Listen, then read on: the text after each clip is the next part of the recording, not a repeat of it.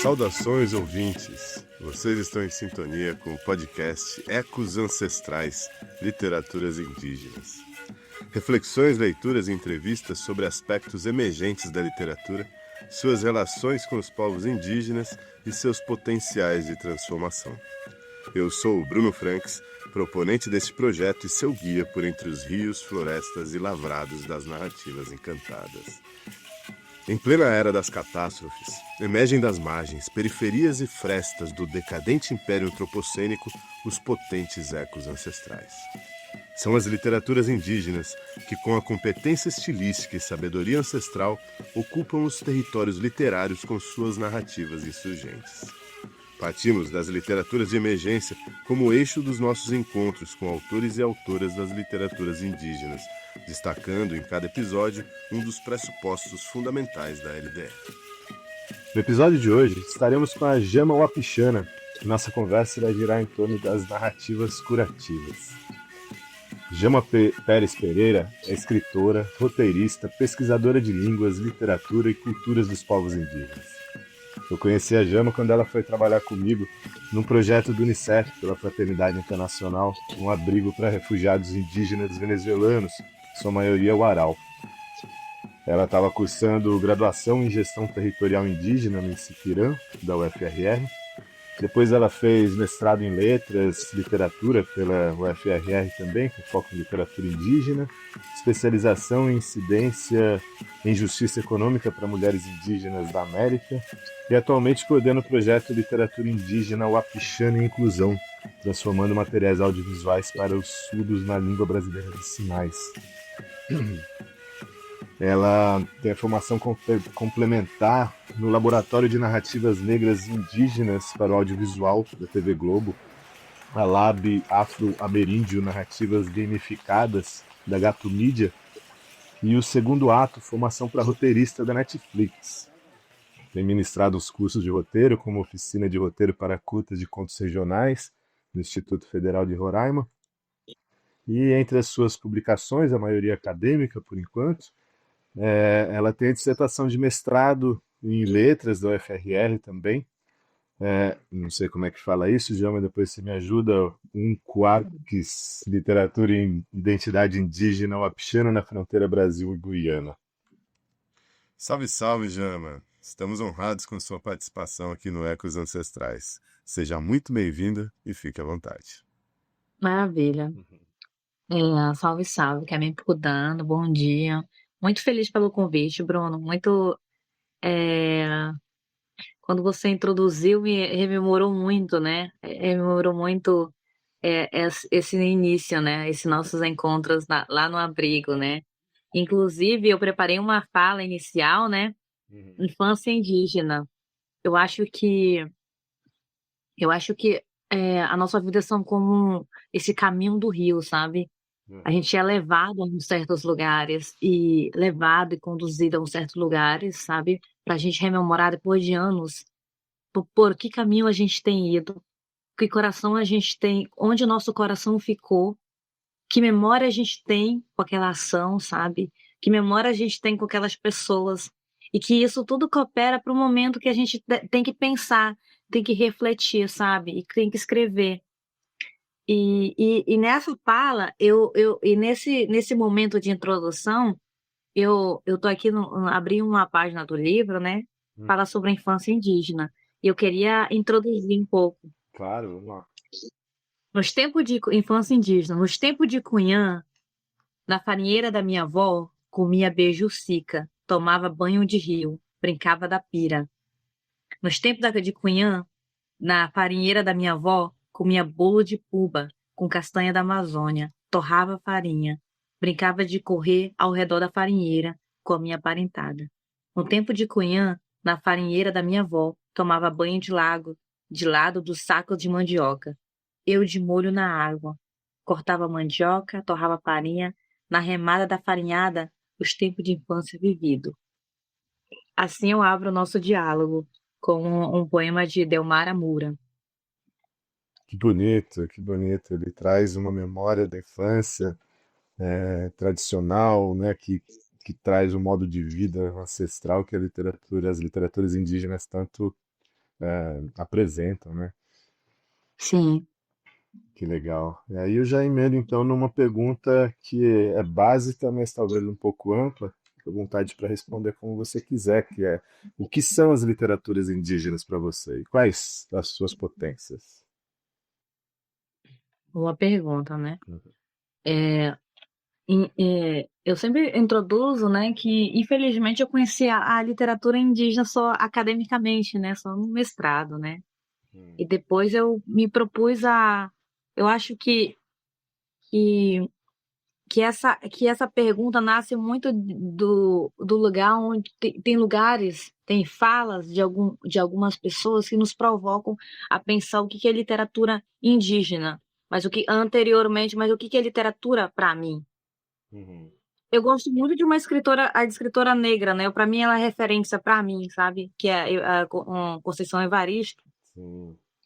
que ela fala que escrever é sangrar. E neste momento de escrever é sangrar, de você questionar isso, nasce a literatura indígena para mim.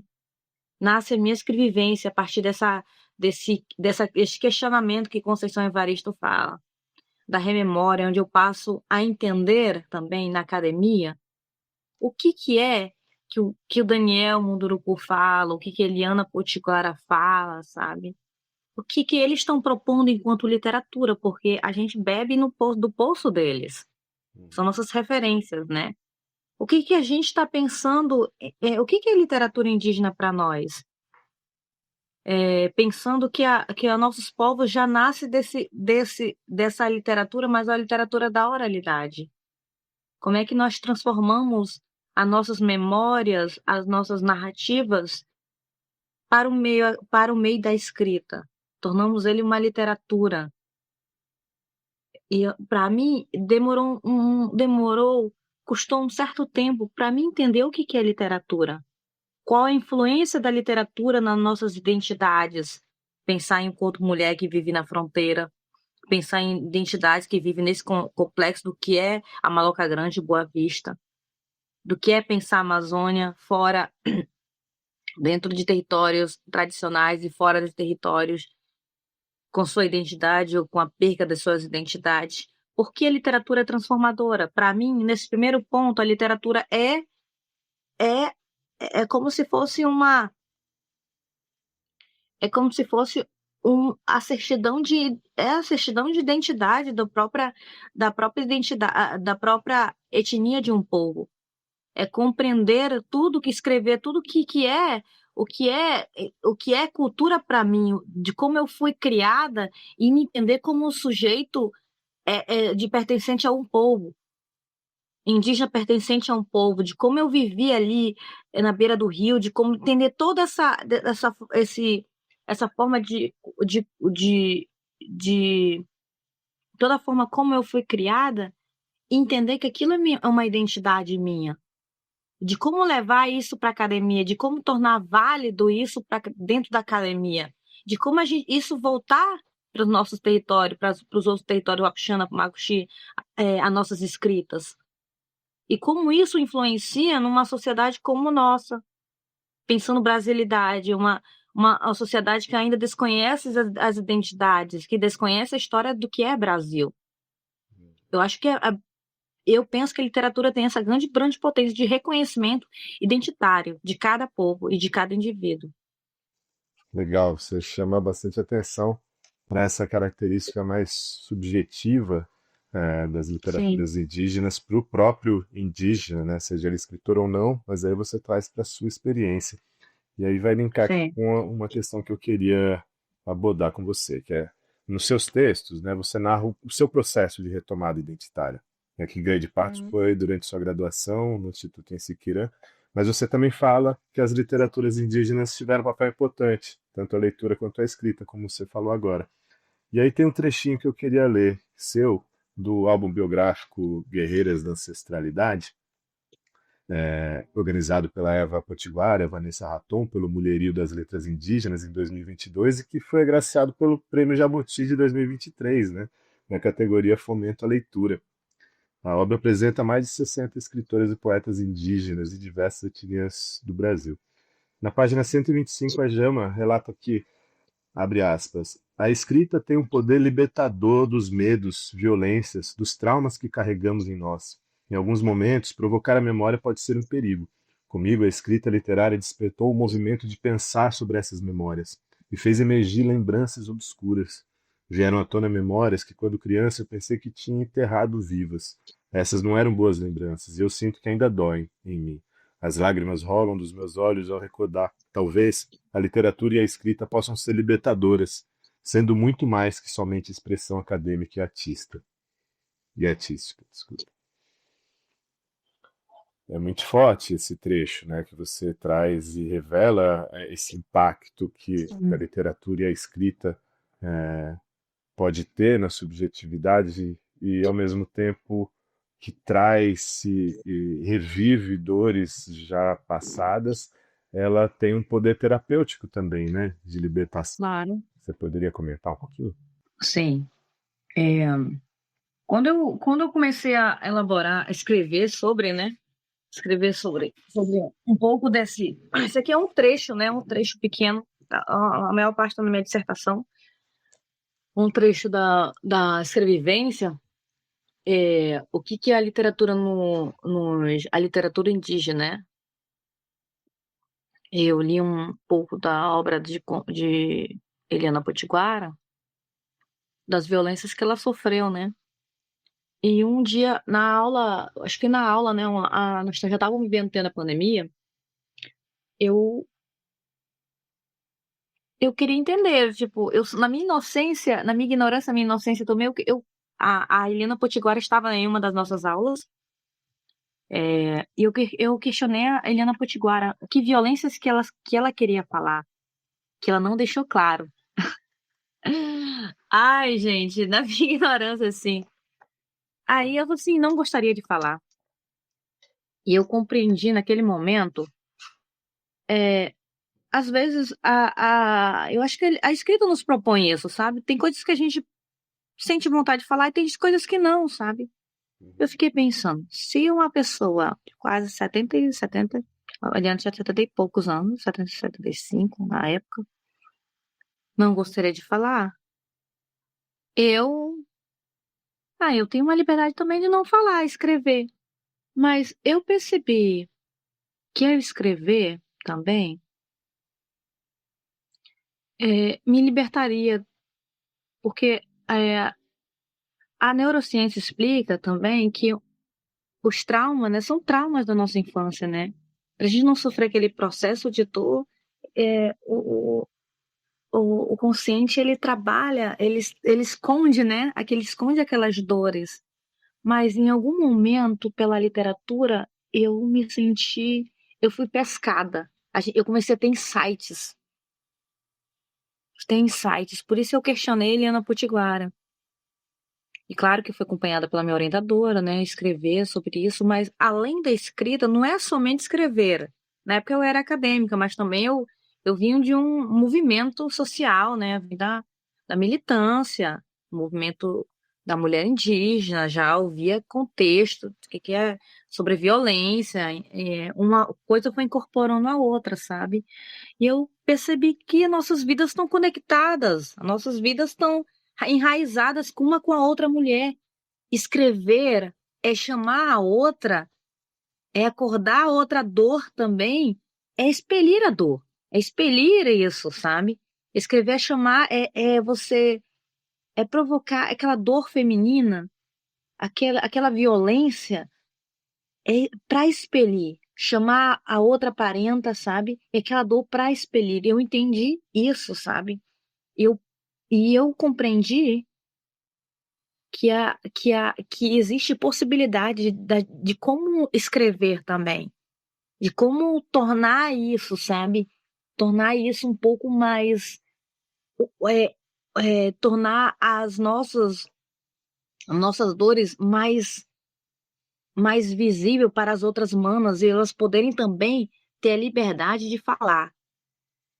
Talvez esse momento da literatura que tem me provocado seria um momento de êxtase.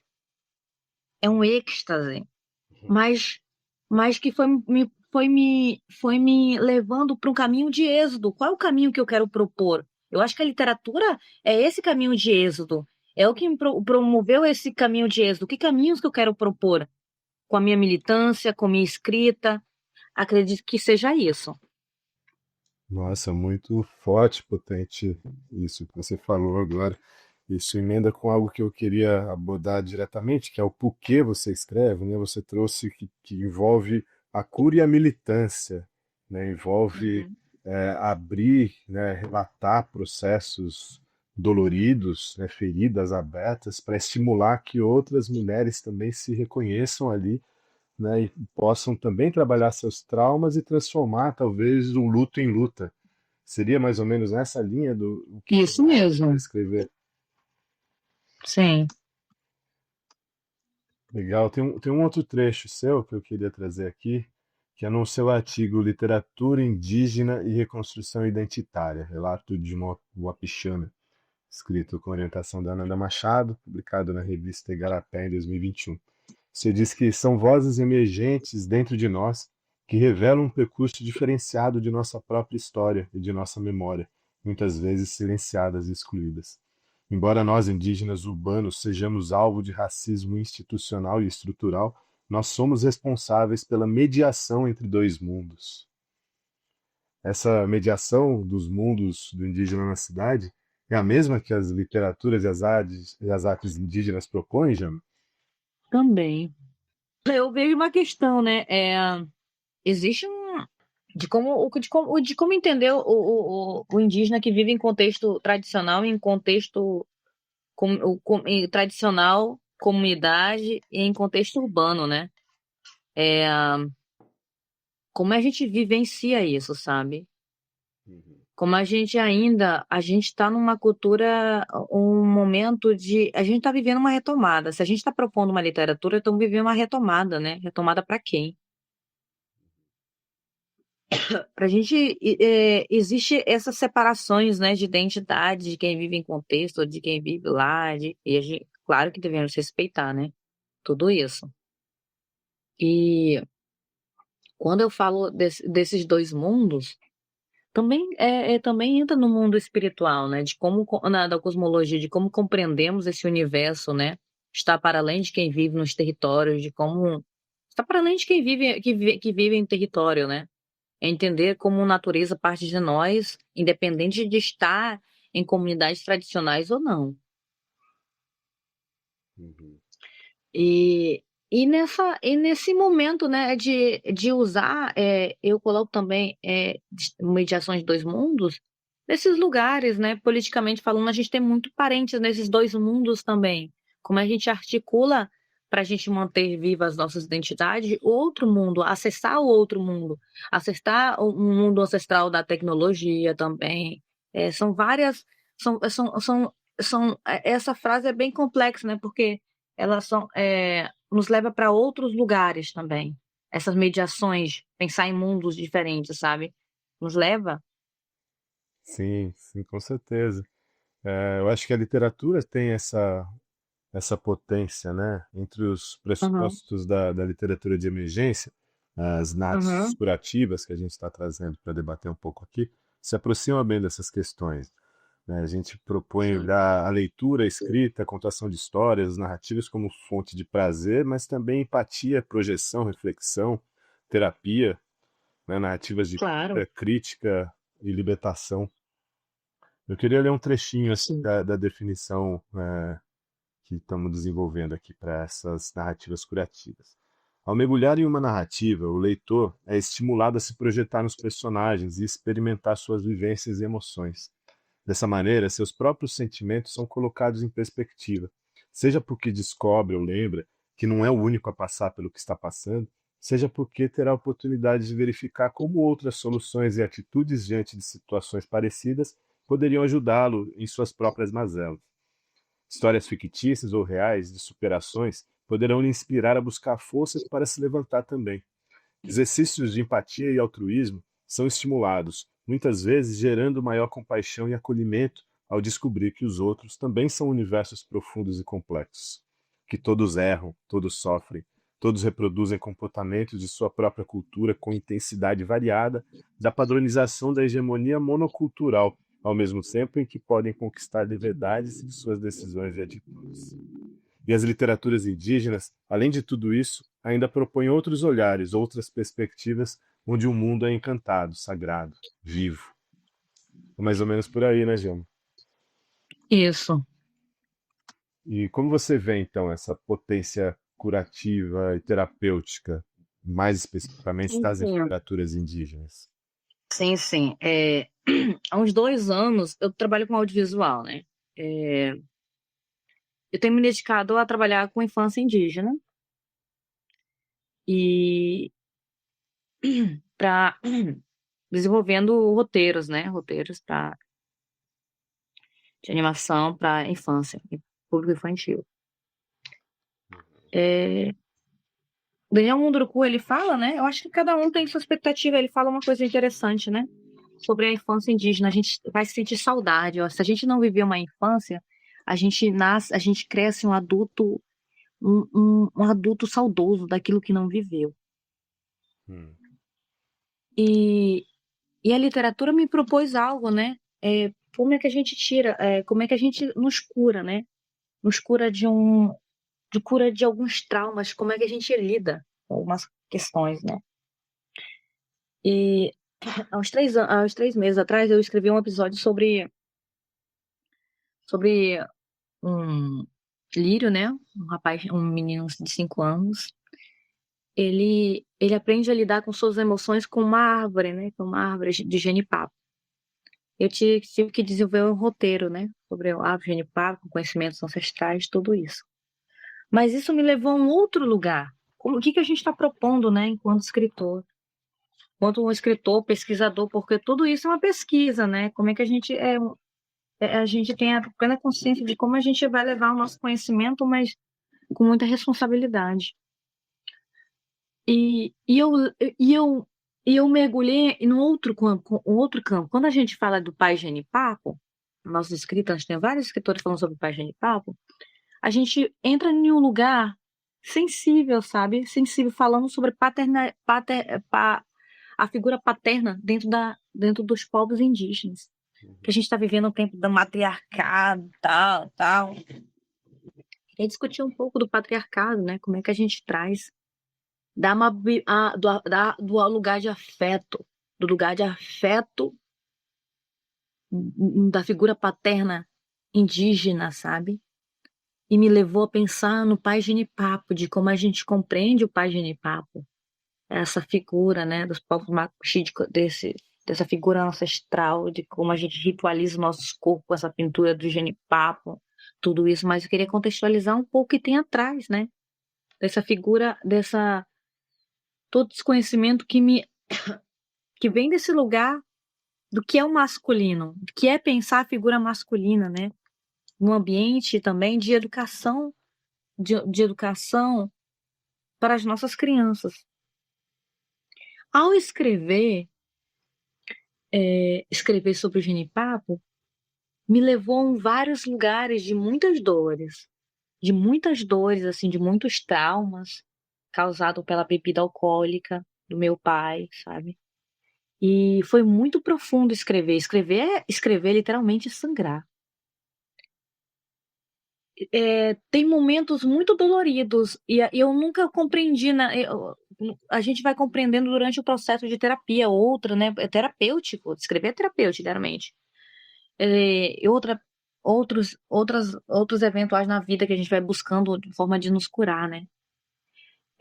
Eu percebi que existe muitas, né, das nossas crianças machucadas, de como a gente compreende isso na vida adulta. E o genipapo me levou a questionar, a olhar esses lugares de dores, sabe? Olhar para um genipapo, olhar também para o meu pai, sabe? Em muitos dos momentos, os pais machucam os seus filhos. Como é que a gente vê, né? Nossos pais. Um lugar de afeto, um lugar de dor também. E, e me levou também a pensar vários personagens, né? Vários amigos meus também, lugares. em que são extremamente confortam seus filhos, confortam seus filhos como o Marciano, o Ai, o Enoque Taurepang, né? Vejo um pai nesse lugar para a juventude indígena. Me levou a olhar para esses olhos de amabilidade, de afeto também, sabe? Existe afeto entre os homens indígenas, desse cuidado, sabe?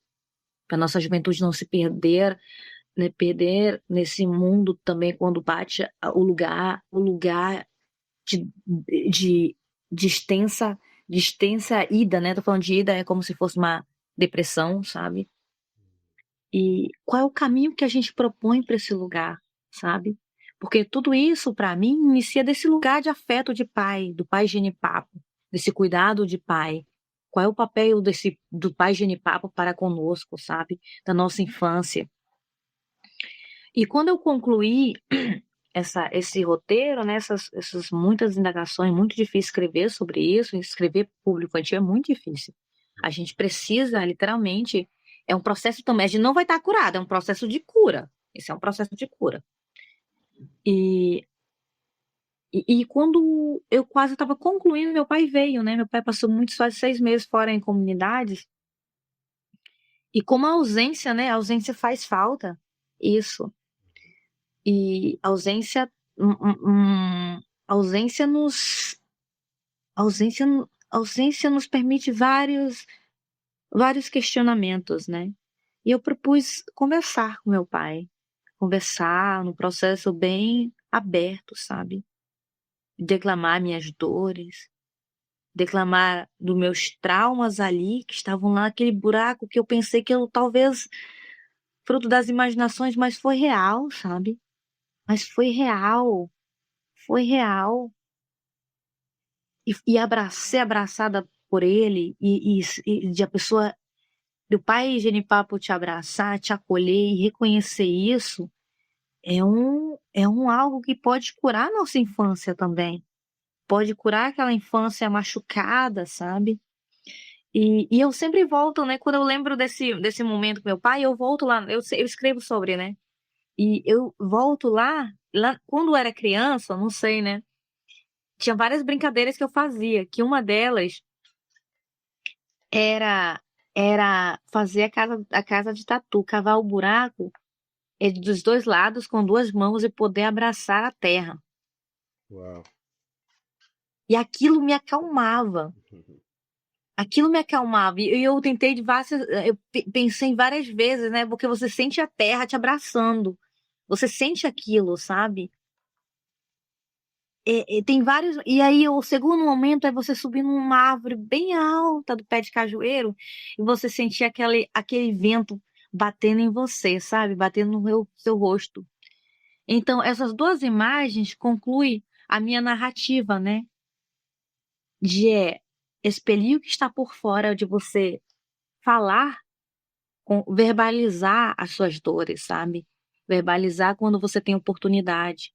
Eu acho que é a construção de cada indivíduo, de cada criadora, sabe? De como a gente é levado para esse lugar. Por isso que eu entendo que a literatura nos propõe esse momento de cura também, dos nossos afetos. Se a gente não consegue curar o nosso lugar de afeto, o nosso lugar que a gente compreende como lar, a gente talvez fica muito difícil a gente propor um novo modelo, sabe? Eu acho que, claro, né? Eu tô falando de mim, um novo modelo de pensar educação infantil, sabe? Que educação que a gente está propondo, sabe? Eu me vi nesses diversos momentos questionando esse lugar, porque eu anseio muito trabalhar com infância, né? E é uma outra pegada, é uma outra responsabilidade. Enfim, eu acho que tem que partir de nós, parte desse indivíduo, desse criador. Isso. Uau, Jama. Away. Eu fiquei quieto aqui, que eu não queria te interromper, que foi muito bonita a sua fala. E eu acho Sim. que literatura é exatamente isso que você fez agora com a sua fala. Você trouxe elementos diversos, muitas referências conceituais, ao mesmo tempo da sua própria infância, da sua memória, né? E você, da mesma maneira que você fez aqui no seu relato, também faz isso na escrita, que é um processo de relembrar, de trazer traumas, ir trabalhando e ao mesmo tempo que está escrevendo, e a escrita ajuda nisso, é terapêutica, mas aí vem a responsabilidade de como trabalhar esse material para apresentar, principalmente para a criança, né? Isso Mas mesmo. só que é necessário que isso aconteça. Eu acho que essa humildade, essa generosidade de expor esse processo no qual você ainda está passando enquanto está escrevendo é o que torna esse trabalho tão potente, né? Porque expõe uma fragilidade do autor, da autora, ao mesmo tempo que convida o leitor a pensar na sua própria fragilidade também, Claro. pensar que é necessário essa cura e assumir assim que não tem ninguém pronto, né? Ninguém está pronto e acabado, está todo mundo passando por diversos processos, né? E os escritores, os artistas também estão passando por isso, e talvez até de maneiras mais profundas, porque provocam isso, né? Para poder ter a sua proposta criativa e que a cura seja compartilhada. Muito bonito.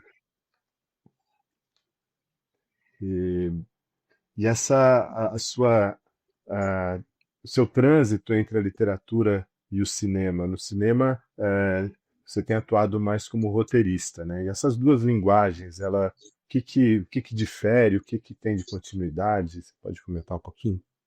Então, eu vejo que o cinema tornou uma linguagem mais técnica, né? Tá sendo uma linguagem mais técnica, como propor a nossa história, né? Em 2025 eu tive uma oportunidade de ser co-roteirista num filme chamado Rico de Amor 2. Penso que foi bem desafiante no início, mas eu tive um diretor maravilhoso que teve um papel fundamental durante esse processo de construção. Que narrativa que a gente quer trazer, né?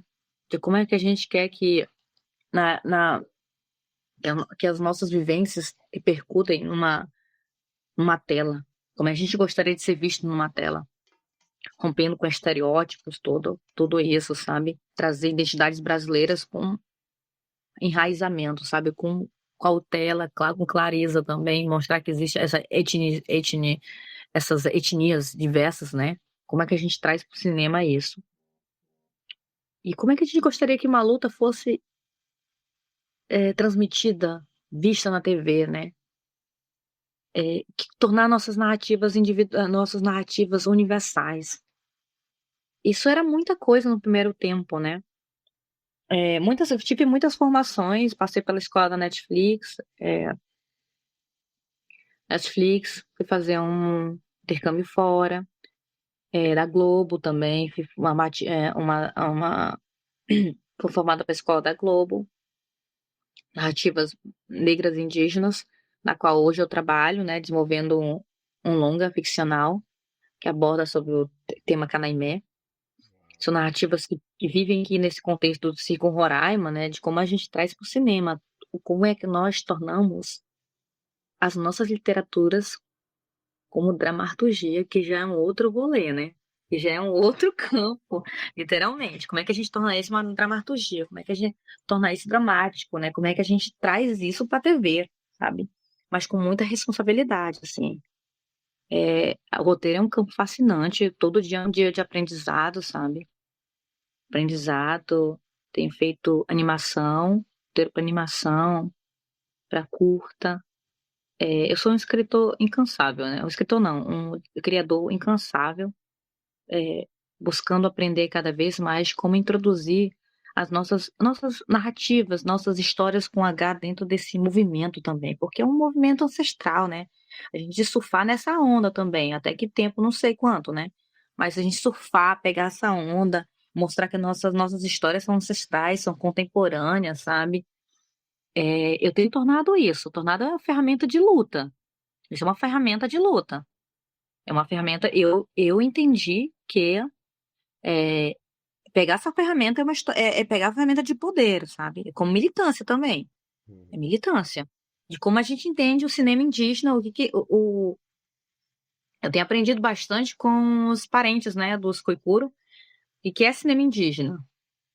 Uma coisa é cinema negro, né? Cinema indígena, cinema periférico, de como a gente se conceitua enquanto cinema, sabe?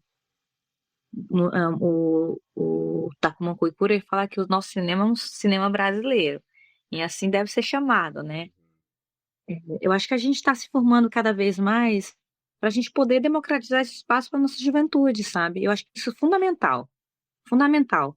Que a nossa juventude possa sonhar, possam criar também, através dessas ferramentas, como elas gostariam que sua história pudesse ser vistas. Tenho a impressão que são como três camadas, assim, né? Até que acompanha um pouco da história, né, da apropriação dessas linguagens pelos povos indígenas, que Sim. começa primeiro como mais uma estratégia resiliente, né, de proteção, de luta, né, para proteção mesmo dos direitos fundamentais de vida, de cultura, de identidade, né, mas que depois começa também a ser espaço de influência para toda a sociedade, principalmente com o colapso ambiental que a gente está vivendo, mais e mais pessoas Sim, querem saber como que são os povos que vivem de outra maneira que não dessa destrutiva da sociedade ocidental.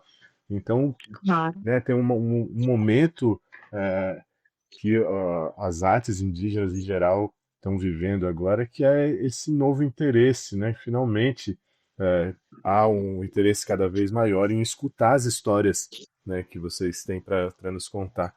Mas também tem uma outra camada que é simplesmente a produção artística, né? É um espaço, assim como